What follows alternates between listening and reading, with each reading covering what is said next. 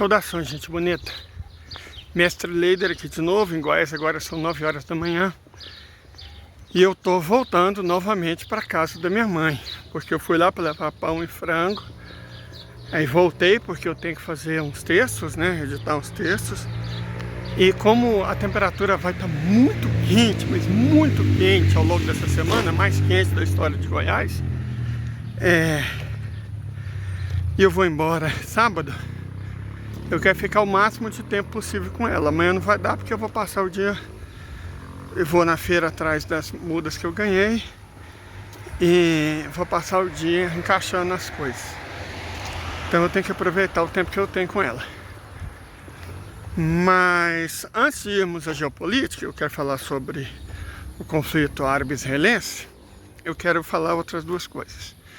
Primeiro que, mais uma vez, agradecer. Conseguimos o recurso para um galo, 4 galinhas e 4 frangos, né? Deixa eu continuar. Que é o que a gente pode alimentar no momento. Então, é claro que ter mais galinhas seria ótimo, mas eu não tenho comida para elas. Então é o que dá.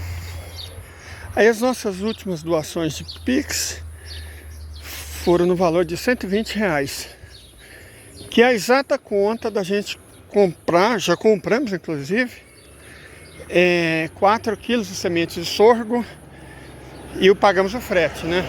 Aí deixa eu explicar, por que sorgo? Porque eu também, não sei se vocês perceberam, com o dinheiro dos Pix já mandado, eu comprei semente de girassol. Em Goiás, não é incomum plantar sorgo consorciado com girassol. São 2 grãos excelentes para alimentar aves. Excelentes, com uma vantagem sobre o milho que a gente vai plantar. A gente tem uns 15 kg de semente de milho. Que é o seguinte, o milho crioulo, nós só vamos plantar milho crioulo, ele leva 6 meses, 180 dias para ser colhido. E o sorgo, 115, o girassol menos que esse.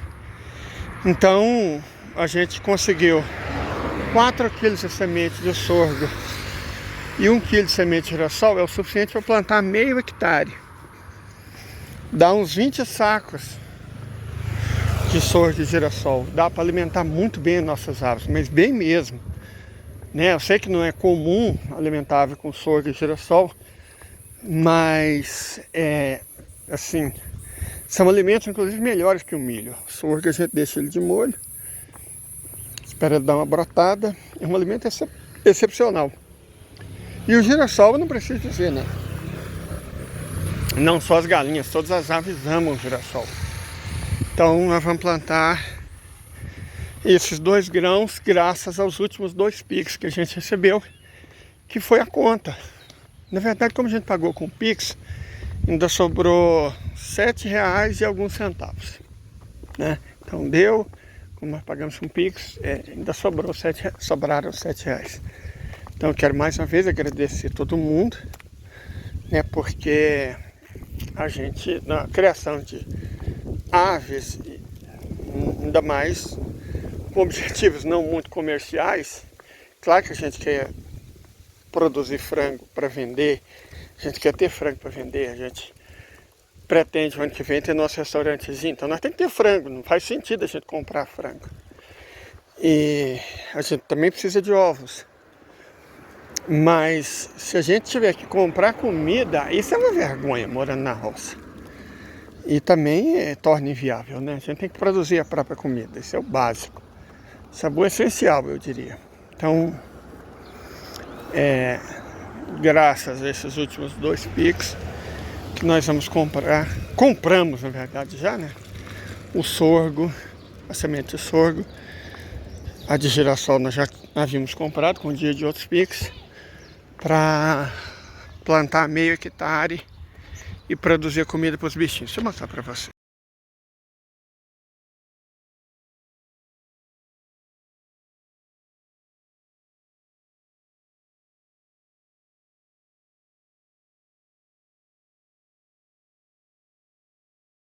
Muito bem, agora vamos falar de geopolítica. Ontem eu Gostaria de agradecer o Eduardo. Nós participamos pela primeira vez na live do canal dele e comentamos lá que Israel, cara, Israel já era, certo? Israel já era, não, eles não tem como vencer o grupo lá do norte do Líbano, né? Não tem como vencer por uma série de questões. Eu gostaria de falar para vocês porque eles perderão. Eles não têm como vencer. A questão se coloca nos seguintes pontos. Primeiro, incrivelmente, é uma diferença de... Eu tenho que dar um jeito de levar umas ramas de amora. Sabe, eu quero ver se eu pego um negócio de podar. Quer ver se eu compro uma tesoura de podar. Quer levar uns ramos de amora. Quer plantar amora lá. A amora é fantástico pro gado. E o fruto dá para fazer geleia, dá para fazer licor. Né? Então eu quero ver se eu levo um punhado de galho de amora. Lá pra... Aí eu tenho que pegar na sexta, né? Sexta de manhã. Tenho que pegar o máximo de galho de amora que eu conseguir para levar para São Bartolomeu. Lá tem framboesa, mas não tem amora. Certeza que a amora vai crescer bem lá. Bom, mas voltando ao assunto. O que acontece é o seguinte, tem uma diferença de grau de grandeza. Você pensa, mas o Estado de Israel é a potência do Oriente Médio, não sei o que. Cara, isso foi passado. Isso já era, isso é história. Sabe, Israel não é nada mais não. Vendo as coisas como elas são, Israel é um paísinho que não tem 20 mil quilômetros quadrados e não tem 7 milhões de habitantes étnicos. O país não consegue enfrentar os 400 milhões de habitantes do Oriente Médio. Nunca. E os 2 bilhões de muçulmanos, jamais. Que foram eles que provocaram, foram eles que chamaram para a guerra. Quando Netanyahu disse que ia destruir a mesquita de Al-Aqsa. Então simplesmente não tem como vencer. Se você pensa que o jagunço do Ocidente não tem mão de obra, porque disse que entre 500 mil e 1 milhão deles fugiram, certo? Entre 500 mil e 1 milhão deles fugiram, saíram do país, e muita gente tem desertado do exército, das IDF, né? Então não só eles não tinham já, como perderam o pouco que tinham. Um país, repito, sem profundidade tática, minúsculo, além de ser pequeno, ele tem um formato muito longilíneo. Mais a metade do território é o deserto Negueb, onde não moram 4% da população do país, certo? Então a população está concentrada não só na metade norte, mas muito concentrada no litoral, ao longo do litoral, no trecho entre a cidade de Acre e a cidade de Asdod, ou mesmo Askelon, um pouco mais ao sul. É nesse trecho de pouco mais de 100 quilômetros, uns 150 quilômetros de comprimento e uns 10 quilômetros de largura, que mora 70% da população do país. É muita concentração, o que facilita enormemente operações táticas.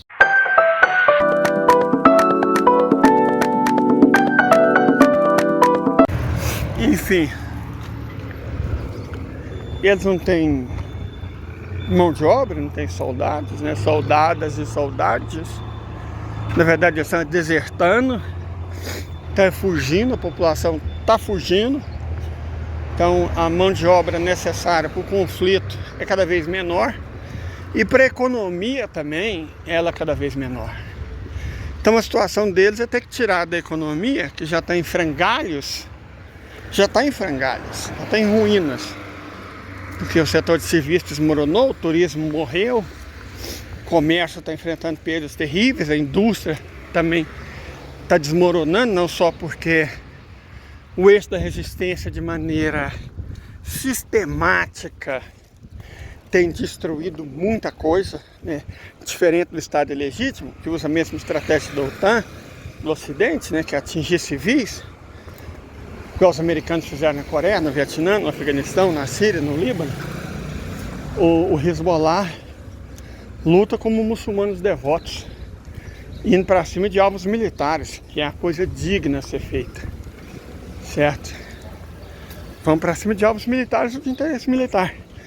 E na verdade é isso que ganha a guerra. O Sun Tzu deixa muito claro: atacando alvo civil você não ganha a guerra.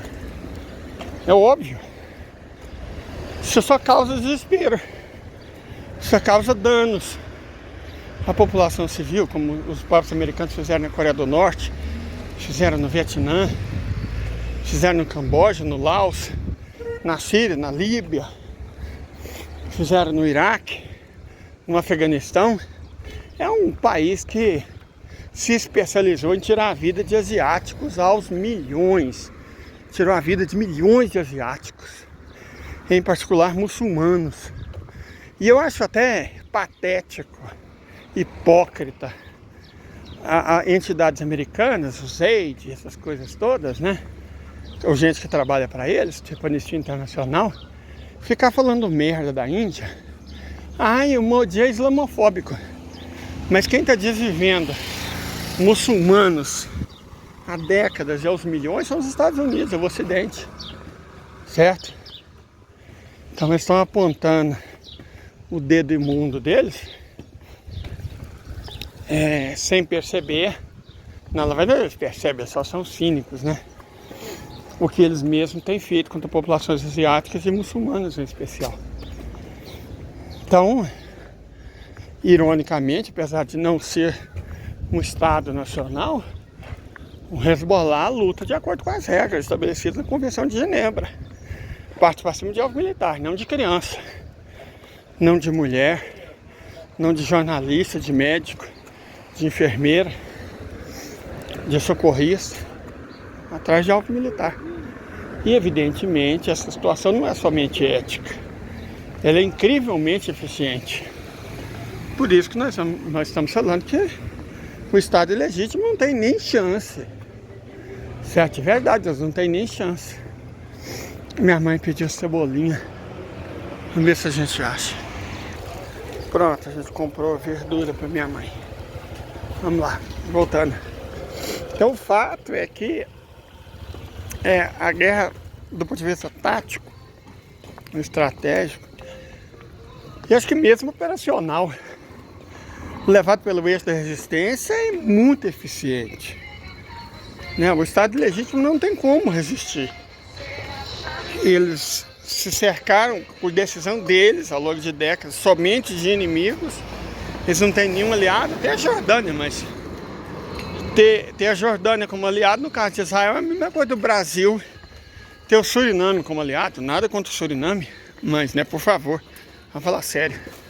Então, eles não têm o que fazer, eles não têm para onde correr. E o que eles estão tentando fazer? Estão tentando escalar, estão provocando ao máximo, fazendo, né, arbitrariedades, coisas horríveis. Tanto por Netanyahu fortalecer a população interna, que gosta desse tipo de coisa, do bom massacre envolvendo crianças e mulheres inocentes. Eles gostam disso, se rende de popularidade.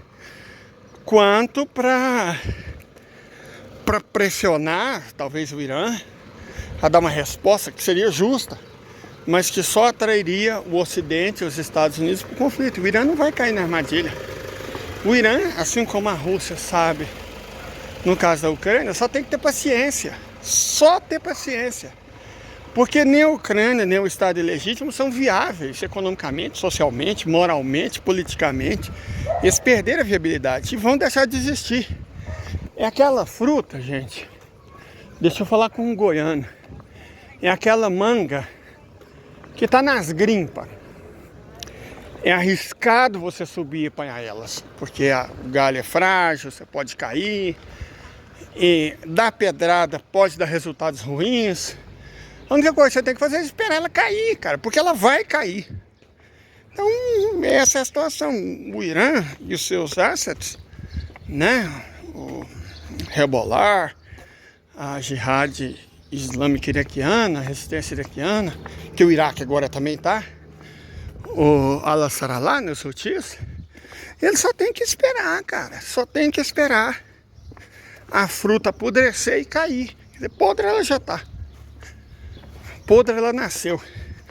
E eu sou da roça, então vocês me perdoem essas analogias. Mas não sei se vocês sabem, a goiaba não fica bichada quando tá madurando. Não. O bichinho da goiaba é colocado quando a goiaba é pequenininha.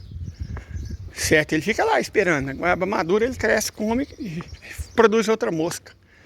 Então, isso não é... Essas atitudes do Estado ilegítimo não começaram em 7 de outubro, não, gente. Pelo amor de Deus. A repressão contra o povo nativo da Palestina começou antes mesmo da Nakba. É aquilo que eu já falei, já demonstrei.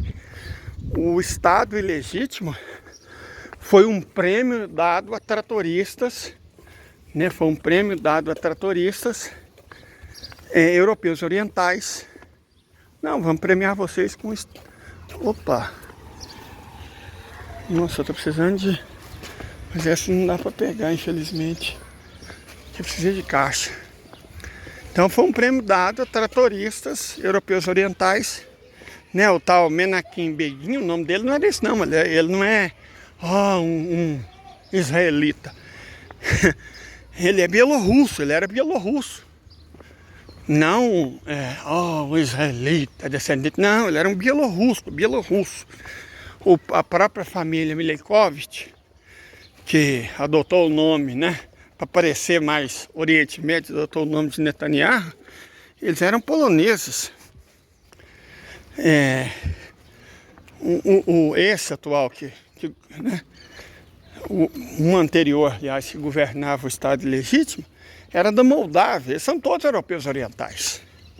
É um regime supremacista, fascista, de direita, de apartheid, de europeus orientais, que usaram o tratorismo como arma política e foram premiados pela ONU, essa instituição caduca, pelo Reino Unido e pelos Estados Unidos, como Estado Nacional. Não é um Estado Nacional de uma religião, que por si só seria um absurdo. É um Estado Nacional de grupos tratoristas, supremacistas, europeus orientais, que enfiaram na cabeça que colocaram a fazer uma colônia na Ásia, né? Só que essa experiência vai acabar, cara. Como eu disse, é uma goiaba que nasceu podre. E agora, a mãe que nasceu podre, agora ela vai cair. Certo? Agora ela vai cair. O que o Irã, e mesmo a Rússia, no caso da Ucrânia, o que eles têm que fazer, de verdade, gente, é basicamente nada, é manter. As políticas deles estão dando muito certo, de pressão, de maneira continuada. Manter o ritmo. E esperar a fruta podre cair. Só isso. Então, eles estão desesperados, estão fazendo coisas horríveis, mas essas coisas horríveis eles sempre fizeram. É que não existia ninguém para mostrar, não existia ferramenta. Mas essas atrocidades eles sempre fizeram, é a natureza deles. Então, assim, eles vão perder. E nós, a humanidade, venceremos. É uma questão de tempo. Então, o que a gente tem que fazer é só resistir. Tenha um bom dia.